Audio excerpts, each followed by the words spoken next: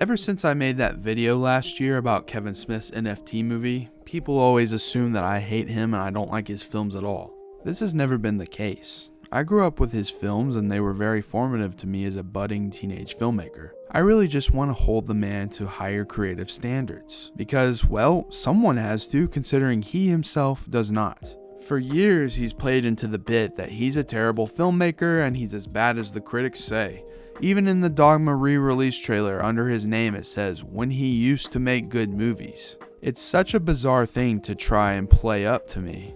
Self-awareness of your creative decline doesn't make it any better. Or perhaps he thinks he's better than ever and is just tired of getting lambasted by critics for decades. God forbid you try and hold yourself to a higher standard instead of falling back on your past, back when you made good movies because the view askew is a comfort to you. Smith is proud of the brand he's built, and that's fine, but there's a definite echo chamber he likes to reside in these days instead of challenging himself. When he made Red State and Tusk, I really dug that he was throwing stuff at the wall again to see what sticks, really experimenting with his own style and, at least for Red State, trying to have something interesting to say. And even if Yoga Hosers is ass, I still respect it partially for being absurd and strange, even if the other side of it is more convenience store clerks getting into problems. It's this back to the well stuff, a Jay and Silent Bob sequel, Clerks 3, and the fact that he's been trying to make Mallrats 2 for like a decade now, that's been kind of sad.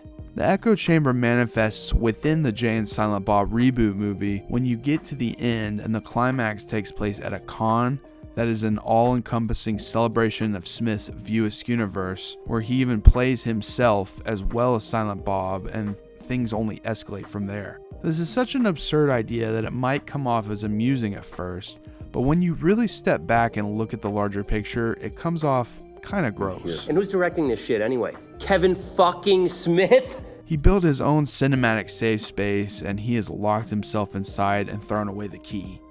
I understand wanting to make something after having a near-death experience like a heart attack, which is the basics of Clerks 3, but having Randall decide to make his own Clerks movie in the film rings kind of hollow. I feel like working in a convenience store in his 20s is the last real-world experience he had before making Hollywood films full-time, so he keeps using that as a backdrop trying to make the setting relatable and down-to-earth, but those days for him were 30 years ago. This isn't writing, it's a bunch of shit that happened for real in my life. It's okay to be someone different now, living a different kind of life with life experiences that don't match the rawness of your early 20s. Now, obviously, there's nothing wrong with writing what you know, but, I mean, at this point in his life, it's getting really ridiculous and repetitive. That's all I'm really saying. Randall deciding to be a filmmaker himself and make Clerks feels contrived and weird because personal nostalgia is all Kevin seems to really care about at this point. He loves remembering those simple days of making his first film, so he wrote a script where he can do it all again artificially to comfort himself post-heart attack. For a moment, I thought he might try and break out of this with his new film, The 4:30 Movie. It's not View Askew, and it's a coming-of-age story based on his childhood. This could be great. This could be something fresh and invigorating for Smith, and I'd be happy to see him do something relatively original. This could be a smaller, more intimate hangout movie. It could get him back to his roots without going back to the same old well, right? Well, I'd like to say I went in positive, ready to give this film a proper chance. And going in, it started decent enough, I guess. Teenagers planning their entire day around being at the movie theater, that's fairly relatable. But 10 minutes in, I'm really starting to notice this shift that's happened to Kevin Smith's writing. He seems to have fallen out of touch with how to make humor naturalistic. She's a cheerleader. She's younger than us. By 1 grade, and she would have been in our class, but she missed the cutoff date by a month because her birthday's in November. Dude, you know when her birthday is? Well, holy shit, Billy Idol. When's the white wedding? Of course, I'm sure it can be hard to write for teenagers the further away from that age you get. I understand, and that's sort of a problem here, but it goes beyond that. Something is off with the pacing of the dialogue and how the characters bounce off of one another. That movie Gandhi, shit never happened. I'm pretty sure Gandhi had. Well, that shit happened for 3 hours, so I stopped watching it. You heard that new Run DMC album? The humor itself just isn't as sharp as it used to be, and it only gets up to mildly amusing at best. This was a big problem with Clerks 3. The drama was okay, kinda solid, but the humor was mostly falling flat. Jesus, pull up your pants! Make me your concubine! Jesus, help your pants! Stop it! I have to fuck Satan! Another aspect is that the three main guys are just not very likable. Their charisma is just not there, and the way they interact is more like acquaintances that are only hanging out because they share a class together or something, and not actual close friends. They're all annoying, and it's not in an endearing teenage way. I think there was a serious casting problem. You don't hear belly aching? Because Belly's an idiot. No more bacon for Bernie. So? Do you think I give a shit? The guy Kevin gets to play himself is Austin Zajur, which is his daughter Harley Quinn's fiancé. He seems way too old to be playing a 15-year-old. Overall, he's alright, he gets the job done, but he's just not very compelling, and it's hard to tell if that's just a script problem, or maybe Smith was just not a very interesting kid growing up and this guy matched that energy. At this level, I think putting your friends and family in all of your stuff can kind of hold back casting potential.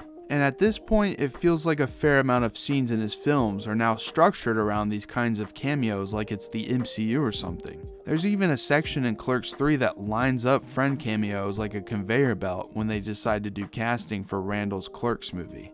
The first half of this movie is guys hanging out at the movie theater while Smith's character is waiting for a girl he likes to show up for a movie showing later on. The problem is, nothing they talk about is worth a damn. It's all fluff and there's nothing particularly compelling or interesting being said about anything.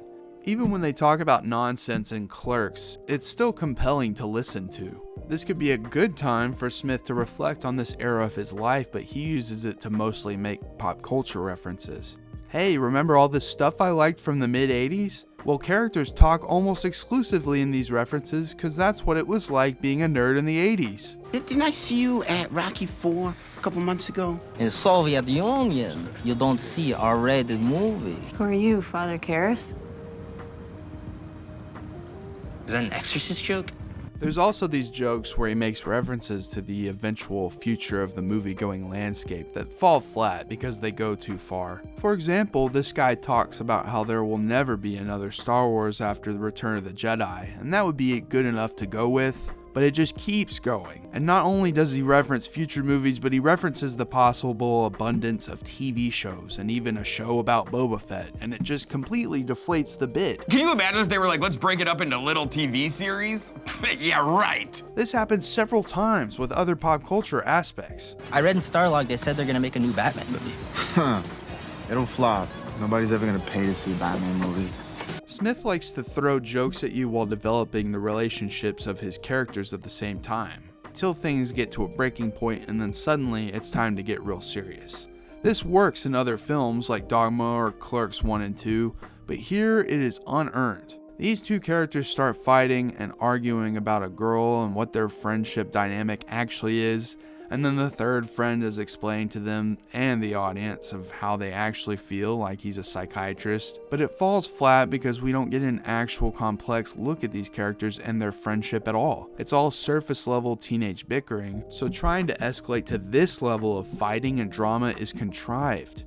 The only thing these two have discussed leading up to this is sex and movies and nothing more. But Smith seems to be writing on autopilot, and because of this, thinks that from a structural standpoint, his screenplay is supposed to have a scene like this around this time, so here it is, I guess. We almost get to an interesting aspect to his character when it's set up that he's lousy with women and doesn't know how to talk to this girl, and that he stopped talking to her for over a year because of his incompetence. But none of this is explored until it's brought up in the last 5 minutes and immediately fixed. He could have built this tension between the two as they hung out together through the film or something, but he holds off from letting the two characters hang out until the very end of the movie.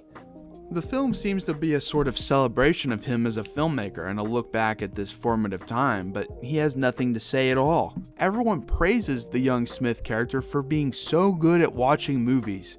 Characters are consistently validating his rabid consumption of pop culture. I'd be so mad you said that right now if I wasn't so impressed you remember the guy's name. You sure know a lot about movies.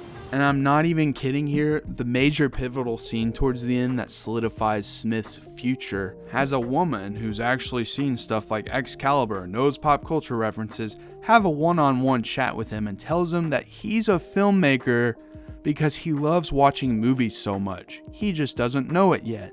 I've never met anyone who wanted to be a director before. Sure you have. Just look in the mirror.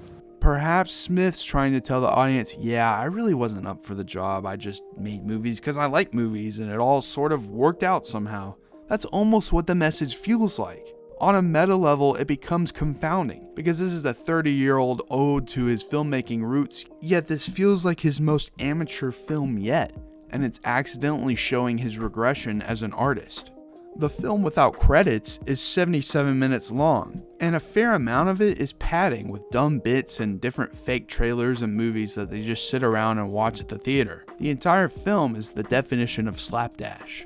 So that adds to the question of why did he set out to do this if he didn't even have anything to really say and he had to pad the thing out to feature length? Did he simply want to make a film at his Smodco theater and that was the only concept he could come up with? He put that little care into telling the story of his own creative inception? This adds to the unintentional meta-reflection on his career when you look at the whole picture. I was going to end this with a comment about how it could have been Smith's version of the Fabelmans if he tried, but it's actually the Anti-Fabelmans. Accidentally, I mean when you think about it, as it recontextualizes all of the mistakes he's made as a filmmaker in the last 30 years. Oh yeah, the cherry of self-reverence on top is when there is a post-credits scene like the goddamn MCU, except it's Smith applying for a job at the Quick Stop. And they treat that like it's Nick Fury meeting with Tony Stark.